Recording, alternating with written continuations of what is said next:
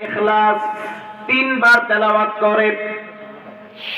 কুল হুয়াল্লাহু আহাদ আল্লাহুস সামাদ লাম ইয়ালিদ ওয়া লাম ইউলাদ ওয়া লাম ইয়াকুল লাহু কুফুয়ান আহাদ।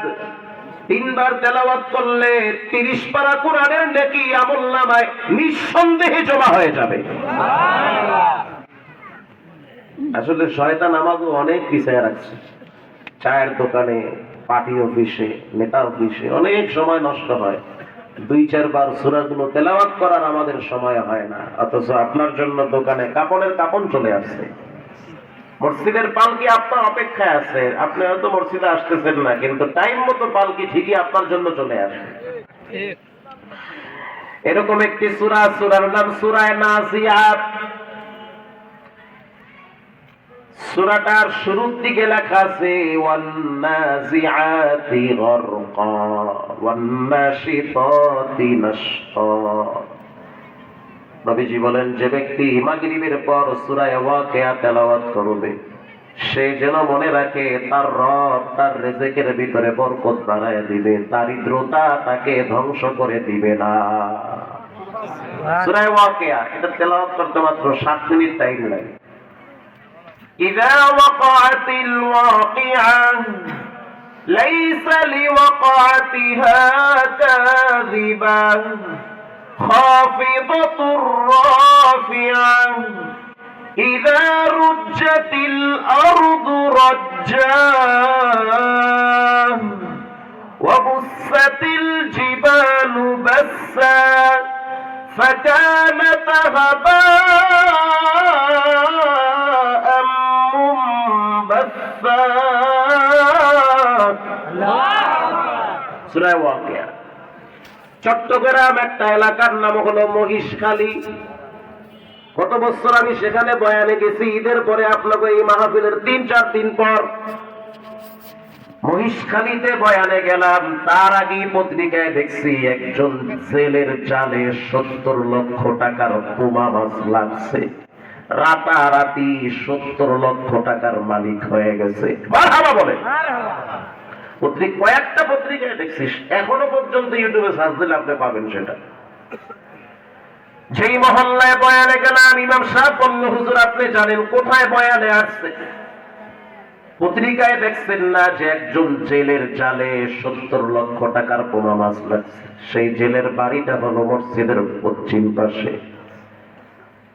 তো সেই জেলের সাথে দেখা করার সুযোগ হয় নাই, কথাও বলতে পারি নাই। ইমাম সাহেব আমারে পুরা ঘটনা শোনাইল। গরিব মানুষ ঋণ কইরা জাল কিনা সমুদ্রে প্রতিদিন পাতে, কিন্তু মাছ পায় না। ঋণের বোঝা বড় হয়ে গেছে। ঋণের বোঝা পারতে পারতে সহ্য করতে পারে না। মাঝে মাঝে বলে যে যদি আল্লাহ আমারে নিয়ে যাইতো তো ঋণের বোঝার থেকে বাঁচতাম। কিন্তু ঘরের স্ত্রী বড় দিনদার, আল্লাহওয়ালি। স্বামী বেচারা যদিও নামাজ পড়ে না, কিন্তু বিবিটা 5 ওয়াক্ত সালাত আদায় করে। একদিন কাঁদতে কাঁদতে ঘরে গিয়ে বলল, বিবি আমার আমি ঢাকায় চলে যাব। জালগুলা আগুনে পুইরা ঢাকায় গিয়া রিক্সা চালাইয়া তারপরে আমি মানুষের ঋণ পরিশোধ করব। স্ত্রী বলল, সাবধান, অধৈর্য হলে চলবে না। বান্দার কাজ চেষ্টা করতে করতে করতে করতে যখন ওয়ালে পিঠ থেকে যাবে, তখন রবের দয়া মায়া আর রিজিকের রাস্তা খুলে যাবে। সান্তনার বাণী। আর বউ যদি কইতো, হ ঠিকই কইছো, যাও গা ঢাকায় যাইয়া যেমনে পারো হেমনে চুরি মুড়ি কইরা, ডাকাতি কইরা, ছিনতাই কইরা তারপরে টেহা দাও। তো ঝামেলা বাড়বে না কমবে? আরো বাড়বে। মাগরিবের নামাজের পর স্ত্রী বলল, স্বামী আমার ছোট্ট একটা দোয়ার বইতে লেখা দেখছি, কেউ যদি মাগরিবের পর সূরা ওয়াকিয়া তেলাওয়াত করে, নবী বলছেন আল্লাহ নাকি তার রিজিকে বরকত বাড়ায়া দেয়। আমি সূরা ওয়াকিয়া তেলাওয়াত করি, তুমি বসে বসে শোনো। স্বামী বেচারায় বলল, আমি তো বুঝি না, পড়তেও পারি না, আচ্ছা তুমি পড়ো, আমি বসে বসে শুনতে থাকি কিভাবে আল্লাহর কোরআন তেলাওয়াত করতে হয়। স্ত্রী বলল, আমি আমার মায়ের কাছ থেকে কোরআন শিখছি, কোরআন শুদ্ধ করে পড়তে পারি, আমি পড়বো, তুমি শুনবা, কারণ শুনলেও তো প্রতিটা হরফে 10টা 10টা নেকি জমা হয়। শোনো বসে বসে। জেলের বক্তব্য হলো, আমার স্ত্রী বসে বসে কোরআন তেলাওয়াত করার আগে আমাকে বলছে, তুমি উযু কইরা পবিত্র হইয়া পাশে বসো। এরপরে আমার স্ত্রী সূরা ওয়াকিয়া তেলাওয়াত করলো, তারপরে একটা দোয়া শিখিয়ে দিল, আল্লাহুম্মা ফিরনি বিহালালিকা আন হারামিক ওয়া আগনিনি বিফদলিকা আম্মান সিওয়াক। আল্লাহু আকবার বলে। এই দোয়া পড়লে আল্লাহ তাআলা ঋণের বোঝা দূর করে দেয়, দ্রুত ঋণ পরিশোধের রাস্তা খুলে দেয়। কেউ যদি গাড়িতে বৈশা দোয়া পড়ে, বিসমিল্লাহিল্লাযী লা ইয়াদুররু মা'a ইসমিহি শাইউন ফিল আরদি ওয়ালা ফিস সামা ওয়া হুয়াস সামিউল আলীম। এই দোয়াটা বললে আল্লাহ তাআলা নিরাপদে তার গন্তব্যে পৌঁছায় দিবে। বাংলাদেশে তো সবচেয়ে মরার কথা আমাকে আগে, কারণ আমরা যেই পরিমাণ দৌড়াই, কুত্তাও এত দৌড়ায় না। কথা কম না, সারা দিন দৌড়ান লাগে, রাইতেও দৌড়, দিনেও দৌড়। গাড়ির চাকা তো আগে ওঠার কথা আমাকে মাথায়, কিন্তু আল্লাহ কুদরতি ভাবে হেফাজত করে। বলেন, হেফাজত করার মালিক কে? আল্লাহ তাআলা। 2-4টা দোয়া কালাম শিখতে হয়, জানতে হয়, কঠিন বিপদে কাজে লাগে। যেখানে টাকাও কাজে লাগে না, ক্ষমতাও কাজে লাগে না, রবের দয়া ছাড়া বাঁচার সুযোগ থাকে না। বসে বসে তেলাওয়াত করলো আর স্বামী বসে বসে শুনলো। শোনার পরে স্ত্রী বলল, স্বামী আমার, যেহেতু সূরা ওয়াকিয়া তেলাওয়াত করলে রিজেকে বরকত হয়, আমি পড়ছি, তুমি শুনছো, একটানা কয়েকদিন আমল করি, দেখি রব্বুল আলামিন রিজেকে কোনো বরকতের ব্যবস্থা করে কিনা। ওই দিন রাত্রে জাল উঠানোর জন্য 3-4 জন সঙ্গী নিয়ে চলে গেছে সেই সমুদ্রের মাঝখানে। সমুদ্রের মাঝখানে যাওয়ার পর তিনি বলতেছেন যে আমি কেবলমাত্র জাল ধরে টানতেছি। জাল জোরে যখন টানতে লাগলাম, বুঝতে পারতেছি জালের ভিতরে কি যেন শক্ত শক্ত লাগতেছে, তাই না উঠানো যায় না। 3-4 জন মিলে যখন টান শুরু করলাম, বুঝতে পারলাম প্রত্যেকটা খোপের ভিতরে 2-3 হাত করে বড় বড় লাল পোমা মাছ লাগছে। এক একটা পোমার কেজি হইল 1200 টাকা। পুরা জাল লাল পোমা দিয়া ভইরা গেছে। এক রাত্রে সেই পোমার মাছের দাম বাজার মূল্যে হয়েছে 70 লক্ষ টাকা। জাল ভইরা গেছে। আরে মাছের মতো মাছ যদি অর্ধেক জাল বাজে, রাতারাতি আপনি কোটিপতি হয়ে যাবেন। 2-4টা কাঙ্গর বললেই তো লাল, 2-1টা ম্যাপ করলেই তো রাতারাতি আপনি 5-7 লাখ টাকার মালিক হয়ে যাবেন। জালের অর্ধেক যদি ইলিশ মাছ বাজে, আপনি তো পুরো পাগল হয়ে যাবেন। আমাদের কুয়াকাটার পাশে একটা নদীর নাম হলো পায়রা বন্দর। পায়রা নদী বিশাল নদী, ওই নদীর ভিতরে ইলিশ মাছ পাওয়া যায়। বিশ্বাস যদি না হয়, কয়েকদিন আগের ঘটনা ইউটিউবে সার্চ দিলে আপনি এখনো সেটা দেখতে পাবেন। সব টিভির নিউজ এটাকে কভার করেছে। সমুদ্রের মাঝখান দিয়া জাহাজ চলতেছে। বাবুর্চির বক্তব্য হলো, চিন্তা করতেছি আজকে দুপুরে কি পাকাবো। তো জাহাজের যিনি ম্যানেজার, তিনি বলতেছে 2-4 ঘন্টা চালানোর পরেই তো আমরা মহিপুর বন্দরে চলে যাব। কুয়াকাটার আগের বাজার হলো মহিপুর। দেখো ডিম আছে কিনা। বলে স্যার ডিম আছে। ডিম পাকাও। বাবুর্চির বক্তব্য হলো, আমি ডিমগুলা সেদ্ধ করে বসে বসে ছিলতেছি। আর ওই সময় হলো 12টার সময়, দুপুর 12টা। রোদের সেই কিরণমালা পড়েছে সমুদ্রের পানির উপরে। তো তুফানে বাড়ি মারতেছে, আমি ধুইতেছি ডিম। অবাক হয়ে গেলাম যখন আমরা মোটামুটি বিষখালী নদীতে ঢুকতেছি, তুফানের বাড়িতে বাড়িতে দুই পাশ দিয়া বড় বড় ইলিশ মাছ জাহাজে লাফায়া লাফায়া উঠতেছে। আরো জোরে সুবহানাল্লাহ। কি গাঁজা করি কথা কই না, বানায় কইতেছি, এই 3 মাস আগের কথা। সব পত্রিকায় নিউজ করছে, সমস্ত টিভিতে প্রচার করেছে। জাল দেওয়া লাগে নাই, বর্ষি পাতা লাগে নাই, চেষ্টা করা লাগে নাই, মাছ নিজ ইচ্ছায় ধরা দিয়েছে। বাবুর্চির বক্তব্য হলো, আমি অবাক হয়ে গেলাম, ইলিশ মাছগুলা লাফায় লাফায় উঠতেছে। প্রায় 2.5 মণ ইলিশ মাছ বিনা জালে অটোমেটিক লাফ দিয়ে দিয়ে জাহাজে উঠছে। তখন বাবুর্চি সেজদায় পড়ে বলতে আছে, আল্লাহ বুঝতে পারছি এটা আমাদের কোনো কারামতি আর যোগ্যতা না, এটা তোমার কুদরত। কাদেরে কুদরত তুদারি বরকামাল, আনতা রব্বি আনতা হাসবি জুল জালাল, তুহি কাদের জলিলুল্লাহ জাহাদার, বহর হালে তুহি মেরা নিগাহদার।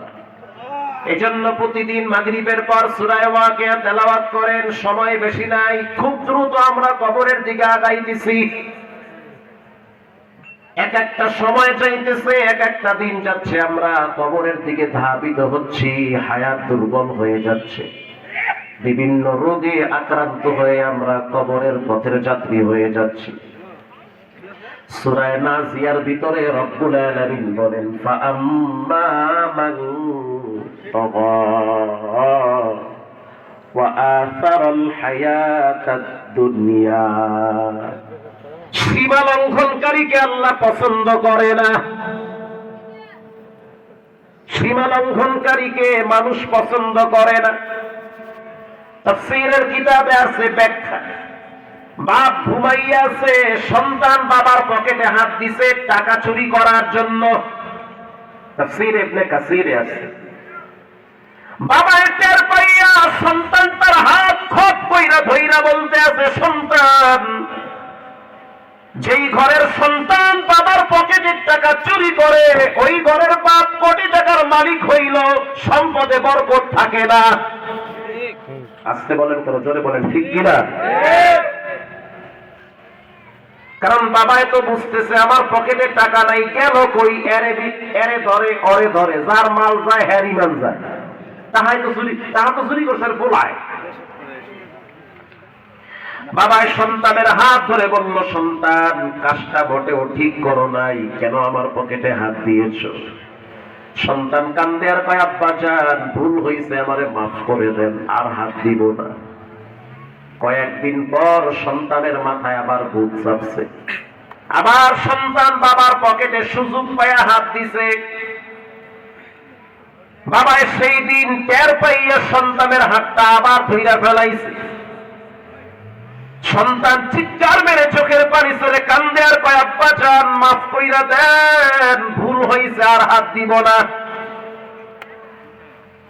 বাবাই সতর্ক করে বলল, খবরদার, 2 বার হয়ে গেছে। বলেন কয়বার? 2 বার হয়ে গেছে, খবরদার, এরপরে হাত দিলে কিন্তু সীমা লঙ্ঘন হয়ে যাবে। ওরে বান্দা, লম্বা হায়াত দিলাম, আল্লাহর দেওয়া শক্তি, আল্লাহর দেওয়া দেহ, আল্লাহর দেওয়া চর্মচক্ষু, আল্লাহর দেওয়া ক্যালসিয়াম, আল্লাহর দেওয়া হাত, আল্লাহর দেওয়া চোখের পাওয়ার, আল্লাহর দেওয়া বাক স্বাধীনতা মানুষ দেয় নাই। জোরে বলেন, দিয়েছেন কে? আল্লাহ। পাশেই তো মসজিদ, 24 ঘন্টার ভিতরে 1.5 ঘন্টা সময় লাগে নামাজ পড়ার জন্য। জোহরে তোমারে পাওয়া যায় নাই কেন? আমি আসরের সময় তাকায়া দেখলাম তুমি মসজিদে নাই, কিন্তু তুমি চায়ের দোকানে টিভি নিয়ে ব্যস্ত আছো। মাগরিবের টাইমে তোমারে ডাকছি, মাগরিবেও তুমি মসজিদে নাই। ইশারের টাইমে আবার তোমারে ডাকলাম, হাইয়া আলাস সালাত, তারপরেও তুমি মসজিদে নাই। আমি রব তোমার জন্য অপেক্ষায় আছি, দেখিনি তুমি ফজরের টাইমে আসো কিনা। ফজরের টাইমে তোমারে মুয়াজ্জিন সাহেব স্পষ্ট জোরে জোরে জানায়া দিয়েছে, আসসালাতু খায়রুম মিনান নাওম, ঘুমের চেয়ে নামাজ ভালো, আর তুমি ঘুমাইও না, ঠিক মতো পড়িলে নামাজ জান্নাত তোমার ঠিকানা। ঠিক কিনা বলেন? একটুখানি নাকের তরে কাল হাসরের মাঠেতে বাবা ঘুরবে ছেলের পিছে, ছেলে বাবার আগেতে। আহা সেদিন কঠিন মুসিবতে নামাজ তোমায় ভুলবে না, ঠিক মতো পড়িলে নামাজ জান্নাত তোমার ঠিকানা। বান্দা ফজরেও তোমারে ডাকলাম, তারপরেও মসজিদে পাইলাম না, তার মানে তুমি সীমা লঙ্ঘন করেছো। এটাই রব্বুল আলামিন বলেছেন, ফাম্মা মান তাগা, সীমা লঙ্ঘনকারী হইও না। এবার আল্লাহ না গেলে বেতন কাটা দিবে। আল্লাহ সাক্ষী, মোটামুটি ঘন্টা দেড়েক পরে জ্যাম ছুইটা যাইতেছে, এর মধ্যে আসরের আজানের ধ্বনি কানে ভেসে আসলো। আসরের আজানের আওয়াজ কানে আসার সাথে সাথে দেখলাম চাচায় আস্তে করে রিকশার সামনের চাকাটা বেঁকা করে সাইড করে ফেলাইছে। দুইজন যাত্রী বলতে আছে, চাচা সামনে চলেন। কয় না, যাওয়া যাবে না, অন্য রিকশা নিয়ে যান, ভাড়াও লাগবে না। আবার বলতে আছে, চাচা আমাদের বস অপেক্ষায় আছে, দ্রুত চলেন, ভাড়া বাড়ায় দিমু। চাচায় বলতে আছে, তোমাদের বস অপেক্ষায় আছে, আর আমার বস আমারে মসজিদে ডাকতেছে। হেও রিক্সাওয়ালা, তুমিও রিক্সাওয়ালা, খালি তোমার অটোতেই পাওয়ার বেশি লাইটের, তাই না? আর ক্রিং ক্রিং বাস বেশি। তারও সংসার আছে, তোমারও সংসার আছে, তারও বউ বাচ্চা আছে, তোমারও বউ বাচ্চা আছে, সে নামাজ পড়তে পারে, তুমি কেন পারো না? তোমার অসুবিধা কি?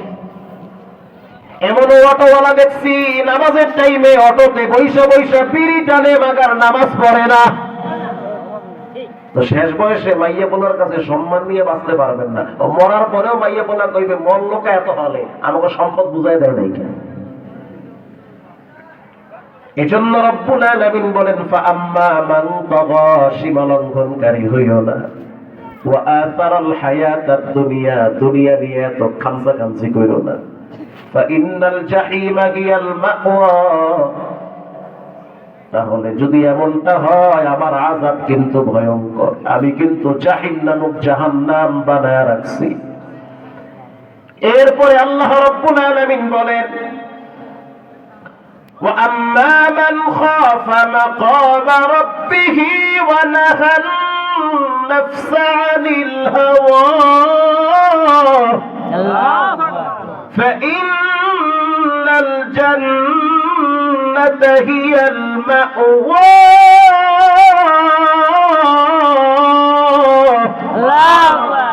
আমি বলি নাই, রব বলেছেন। যেই মানুষটা আমার সামনে দাঁড়াইতে ভয় পায়, বলেন কার সামনে? আল্লাহর সামনে।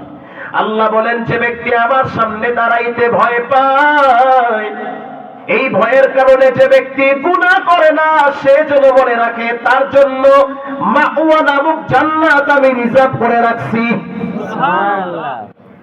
আর যদি তার গুনাহ হয়ে যায়, সে গোপনে গোপনে তওবা করে আর কাঁদে, আর বলে, আল্লাহ গুনাহ করছি, পৃথিবীর কেউ দেখে নাই, তুমি দেখছো, বেইজ্জতি কইরো না। কত মানুষ নিজের ঘরে অপমানিত হয়ে যায়, লজ্জিত হয়ে যায়, বেইজ্জতি হয়ে যায়। রব্বুল আলামিন এমন বেইজ্জতি করিয়েন না যে নিজের ঘরে বউ বাচ্চার সামনে মুখ দেখাইতে পারবো না। এমন লাঞ্ছিত করিয়েন না যে রাস্তা দিয়ে হাঁটলে মানুষ বলবে, দেখ খারাপ মানুষটা রাস্তা দিয়ে যাইতেছে। আল্লাহ বলে, সে যদি গোপনে আমার কাছে তওবা করে, আর যদি বলে রব্বুল আলামিন ক্ষমা করে দেন, ধরিয়েন না। নবী আপনি জানায় দেন, আত্তাইবু মিনাজ যামবি কামান লা যামবা লা, যে তওবা করে সে বাচ্চার মতো নিষ্পাপ হয়ে যায়। সুবহানাল্লাহ। বিশ্ব মহিলা সারা রাত পতিতালয়ে দেহ বিক্রি কইরা সকালবেলা বাড়ির দিকে রওনা হয়। কিছু দূর যাওয়ার পরে তাকায় দেখলো একটা কুকুর পানির পিপাসায় জিহ্বা বের করে দাঁড়ায় আছে। কষ্ট হয় আপনাদের? পানির পিপাসায় কুকুর জিহ্বা বের করে দাঁড়িয়ে আছে। বেশ্যা মহিলা চিন্তা করলো, কুকুরের মালিক যিনি, আমার মালিক তিনি, বলেন দুইজনের মালিকের নাম কি? আমি তো মানুষ, আল্লাহ আমার আশরাফুল মাখলুকাত বানাইছে, সে তো কুকুর। এটা হাদিসে আছে, আমি বলি নাই, রাসূল বলেছেন। বেশ্যা মহিলা চিন্তা করলো, সারা রাত আমি আমার দেহ বিক্রি করছি টাকার বিনিময়ে, এখন সকালবেলা দেখতেছি কুকুর আল্লাহর একটা প্রাণী, পানির পিপাসায় জিহ্বা বের করে আছে, ওরে একটু পানি খাওয়ানো দরকার। বেশ্যা মহিলা দৌড় মারছে কূপের দিকে, গিয়ে দেখতেছে পানি অনেক নিচে। হাদিসে আসছে পায়ের ভিতরে মহিলাটার চামড়ার মোজা ছিল, চামড়ার মোজা খুইলা সেই চামড়ার মোজা তরি দিয়া বাইধা ডাইরেক্ট কূপের ভিতরে ছেড়ে দিয়েছে।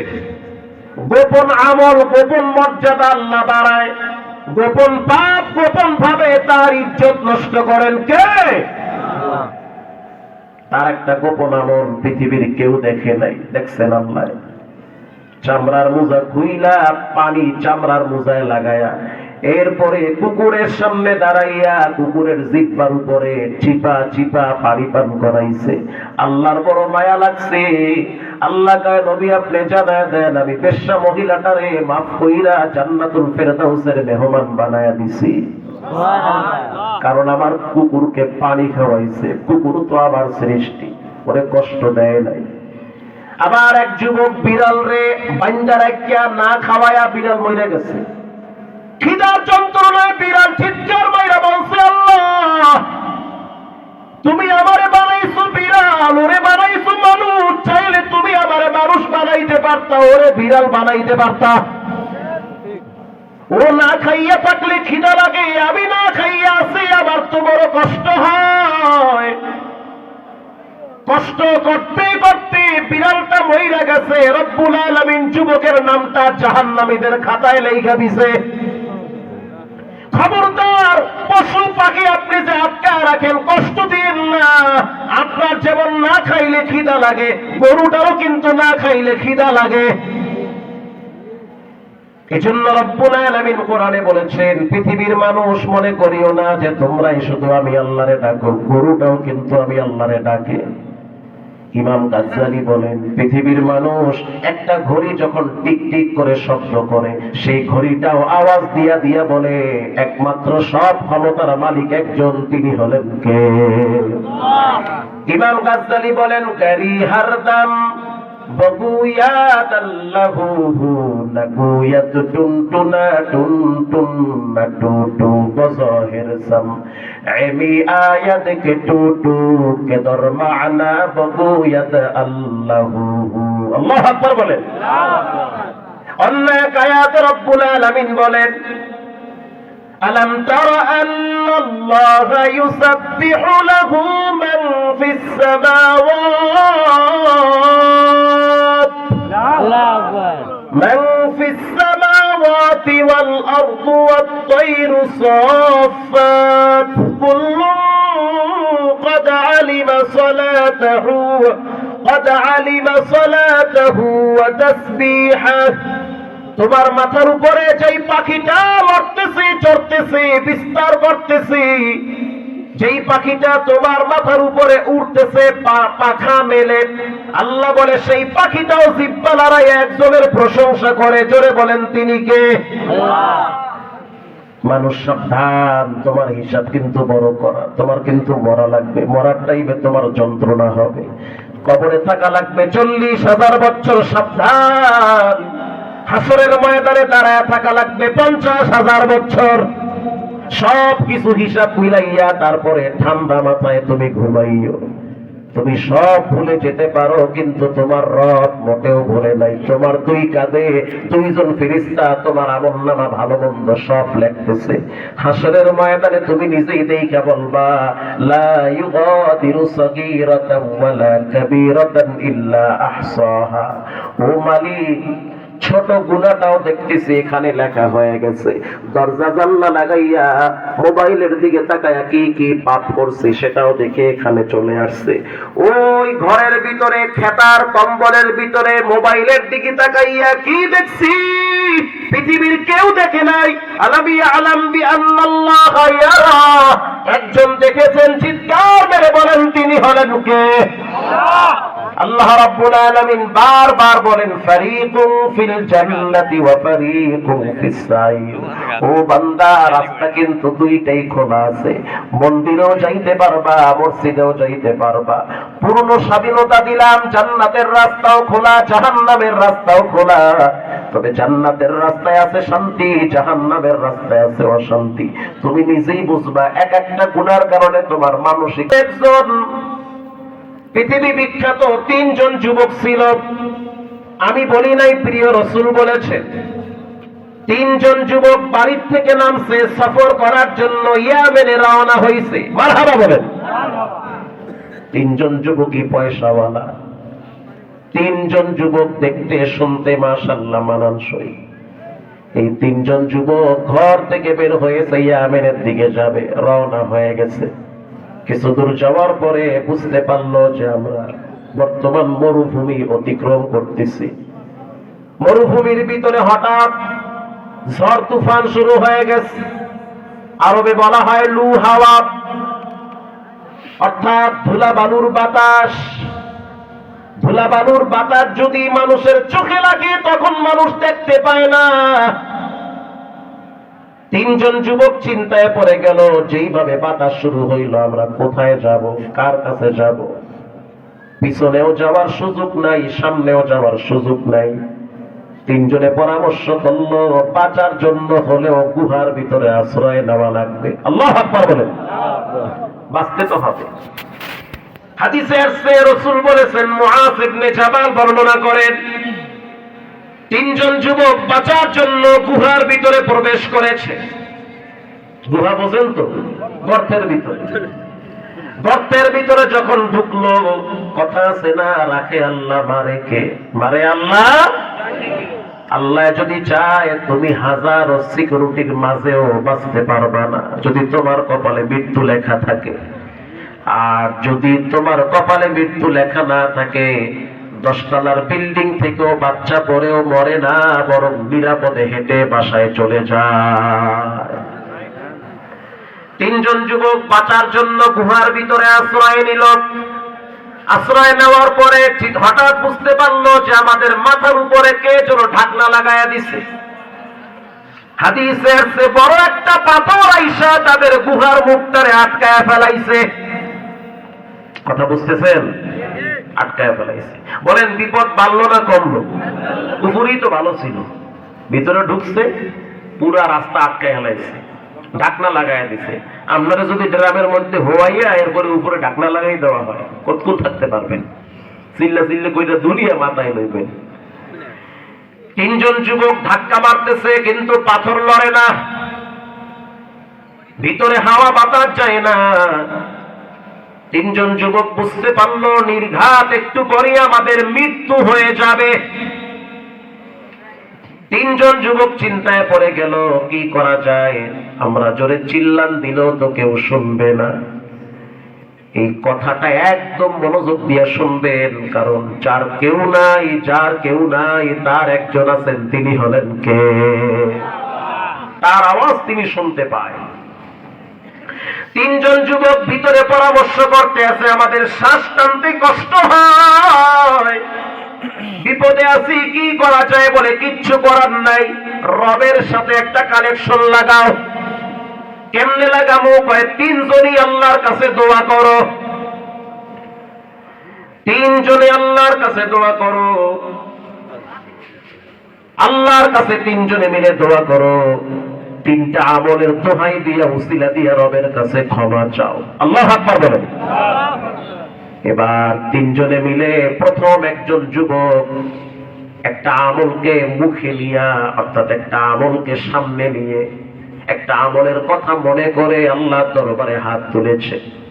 খেয়াল করেন, রাসূল বলেছেন ওই বিপদে থাইকে হাত তুলছে, আল্লাহ আমার জীবনে আমি অনেক পাপ করছি, জীবনটারে আমি পাপ কইরা কইরা নাপাক বানাইছি, তবে আমার জীবনে একটা ভালো কাজ আছে।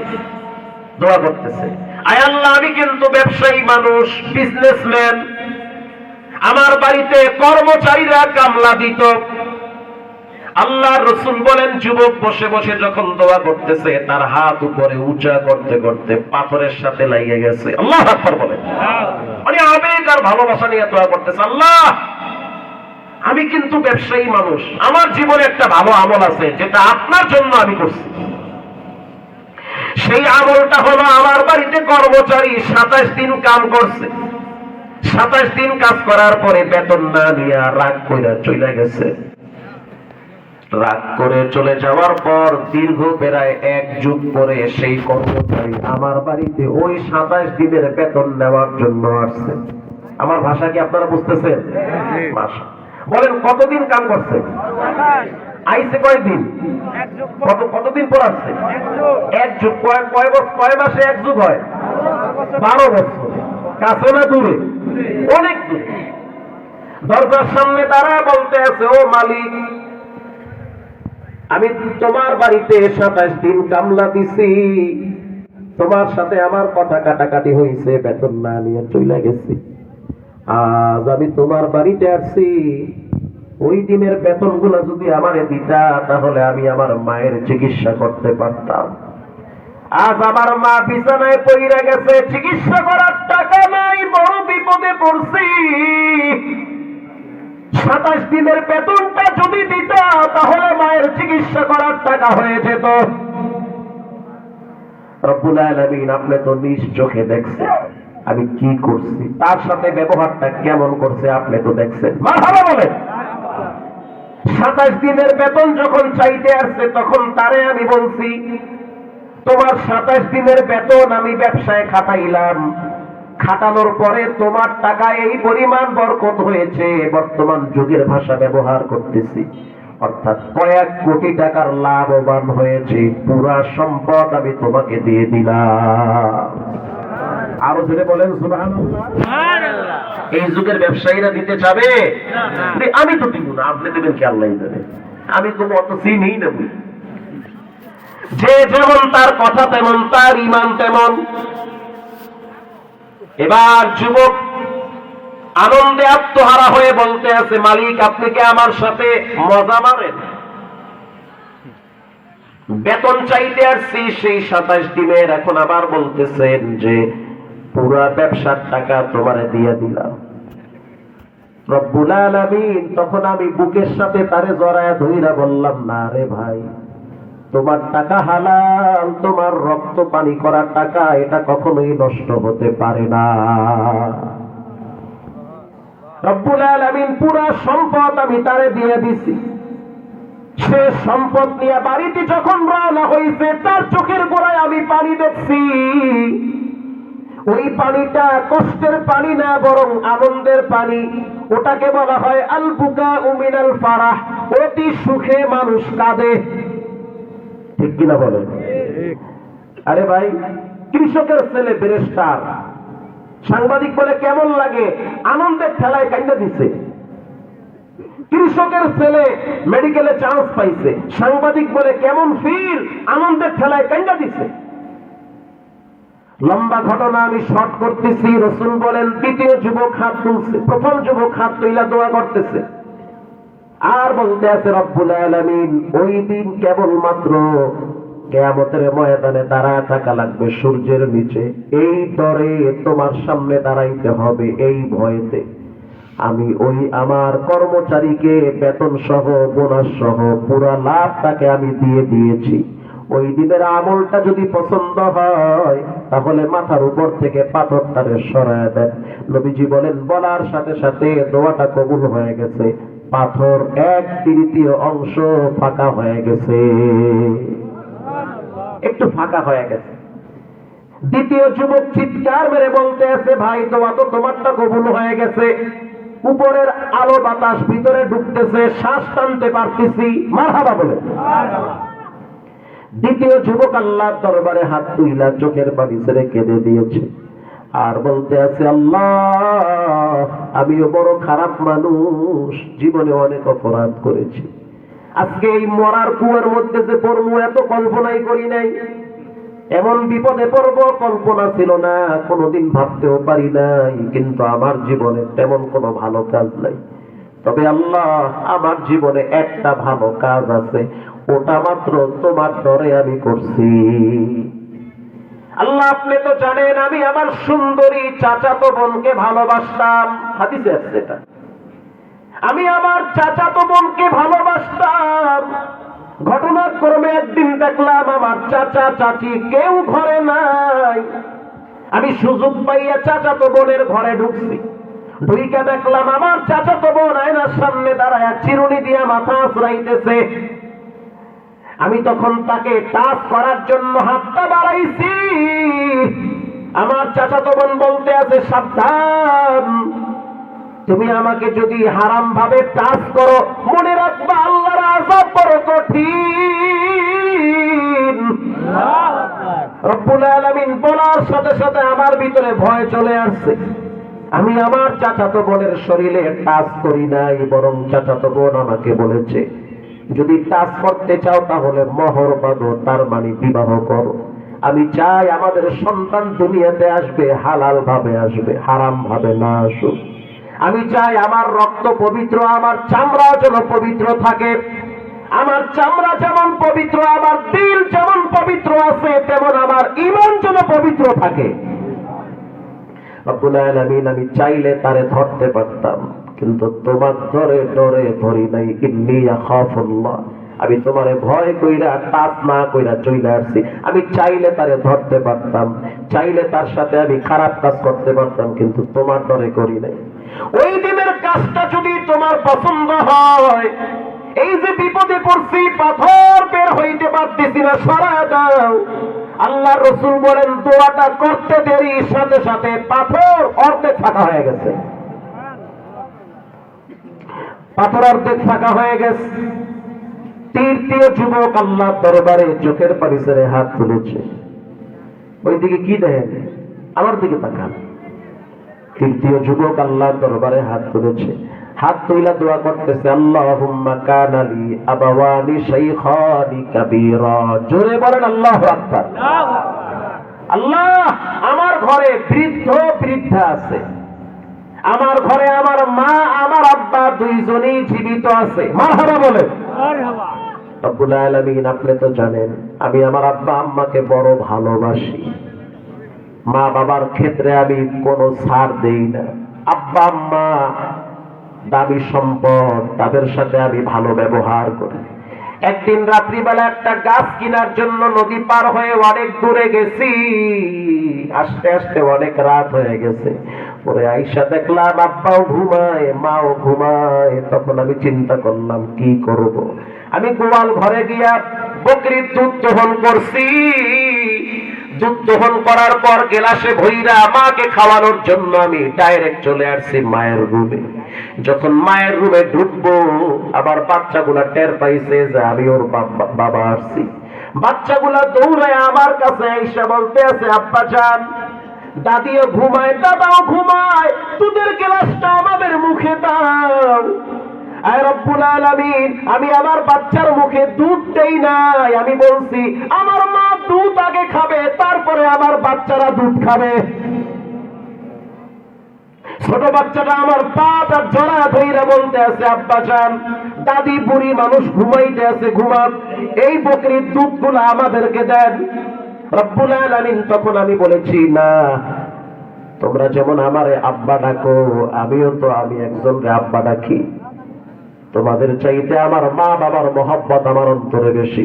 রব্বুল আলামিন আমি আমার মা বাবার মাথার কিনারায় দাঁড়ায় আছিলাম। অনেক রাত্রে আমার মা টের পাইছে, তার হাতে আমি দুধের গ্লাস দিলাম আর বলছি, আম্মা জান, এই নেন দুধ খান, আমার বাচ্চাদেরকে না দিয়া আপনারে দিতেছি। কেন? বলে আপনার পায়ের নিচে আল্লাহ আমার জান্নাতটা রিজার্ভ করেছে। ওই দিনের আমলটা যদি পছন্দ হয় তাহলে রব্বুল আলামিন পাথর সরায় দেন। আল্লাহর রাসূল বলেন, বলার সাথে সাথে পাথর এক ধাক্কায় দূরে চলে গেছে, গুহা ফাঁকা হয়ে গেছে, তিনজনে বের হয়ে আসছে। তাহলে চিন্তা করেন, একজনে ব্যবসায়ী মানুষ আর একজনে গোপনে চাচাতো বোনের সাথে ভালোবাসা চালাইতো, গোপনে অবৈধ সম্পর্কে লিপ্ত হইতে পারত, কিন্তু হয় নাই আল্লাহর ডরে।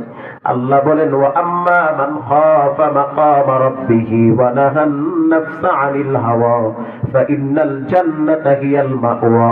যে ব্যক্তি আমার সামনে দাঁড়াইতে ভয় পায়, গোপনে পাপ করে না, তার ঠিকানা হবে আল্লাহর জান্নাতে।